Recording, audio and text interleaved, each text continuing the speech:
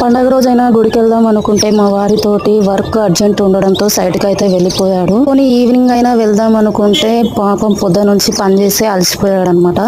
పోనీ చిన్నగానే తీసుకొని నేను ఒక్కదాన్నైనా వెళ్దాం అనుకుంటే ప్రదక్షిణాలు చేయడమే సరిపోతుంది, అక్కడ దీపం పెట్టడం రాదనమాట చిన్నగానే తీసుకొని. సో నిన్న అలా గుడికి అయితే వెళ్ళి ఒత్తులైతే వెలిగించడం అయితే చేయలేకపోయాము. పోనీలే, అనుకునే అన్ని జరగాలని ఏం లేదు కదా, కొన్ని అలా వచ్చేస్తాయి, సర్దుకుపోవాలి కదా. ఇది ఇవాళ సాటర్డే కదా, సాటర్డే రోజు 6:100 అయినా 106 అయినా మా వారి దీపం పెడతారనమాట ఇంట్లో ఖచ్చితంగా. దీపం పెట్టడం కంప్లీట్ అయిపోయిన తర్వాత తన డ్యూటీకి అయితే వెళ్ళిపోయాడు. ఇప్పుడు మా చిన్నగాని డ్యూటీ అనమాట నాకు.